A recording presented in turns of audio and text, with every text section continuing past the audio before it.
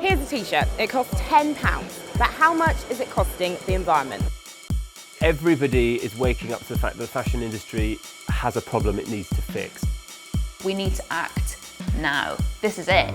Hauls, lookbooks, what's in your bag? One thing's for sure, we're obsessed with new clothes. The fashion industry is enormous.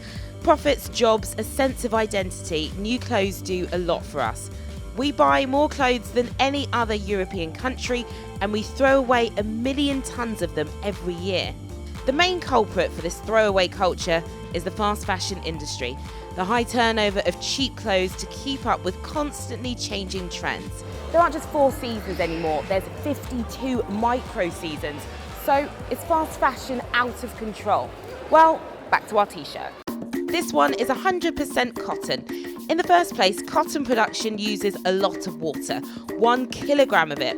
Roughly 4 of these t-shirts can take as much as 10,000 to 20,000 litres of water to produce. Then whatever's been picked has to be made into cotton fibre. That's 8% of the t-shirt's carbon footprint. Then spinning to make yarn and making fabric takes a huge amount of energy, 20% of the t-shirt's CO2 potential. Then things like sizing, printing and dyeing are a huge contributor to its carbon footprint, 50% of it, and have the potential to pollute the world's rivers. 4% of its emissions are created transporting the t-shirt from production to the shop floor. Then you might drive your car to buy it or order it online to get it delivered straight to your door. That's 15% of its footprint.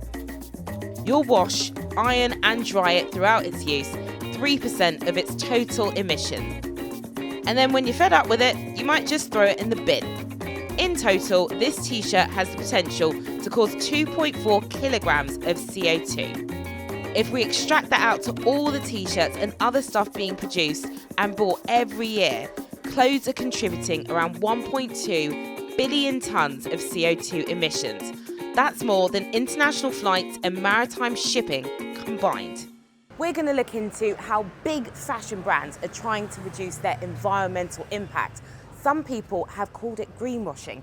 But first, we're going to meet Venetia, who's a slow fashion activist. This shirt I found in a charity shop for a couple of pounds, same as this one. This shirt dress I've had for years and I absolutely love. What is slow fashion? Slow fashion is the antithesis of fast fashion. To me, it is making the most of all the clothes that are already in existence, starting with our own wardrobes and feeling comfortable to wear clothes time and time again. Isn't slow fashion not something that everyone can afford to do? I am privileged to be able to think about what the clothes that I wear, and I'm also privileged to have the money to be able to afford to shop in charity shops and vintage shops out of choice rather than necessity. I have to be aware of my privilege here. However, there are a lot of people who have the same privilege as me who aren't necessarily thinking about the clothes that they're wearing and could be making more conscious and more ethical decisions. I don't think this is about boycotting fashion, because fashion's such a good way to express ourselves. But we are in a climate breakdown, we are in a state of emergency. The time is now. We need to act now. So if Venetia's right and the time is now, what can the fashion industry do to limit their impact on the environment? There are 3 big initiatives that UK fashion brands can sign up to. The first is SCAP, the Sustainable Clothing Action Plan, and that looks at water, carbon and waste and ways to reduce it. The Microfiber Consortium, or TMC, looks to reduce the amount of microfibers we have in our oceans and the environment. And the Ethical Trading Initiative, or ETI, which promotes workers' rights all around the world. But how many of our big fashion brands are actually signed up to any of this? We looked at the 20 most popular fashion and clothing brands in the UK, and only 2 out of the 20, 1% of the UK's most popular brands, are signed up to all 3. And who are the 2? Next and Primark. So just because shops are cheap, does that mean they're the worst for the planet? Primark, for instance, say they can justify their low prices for the consumer by not spending big money on things like billboard or TV advertising.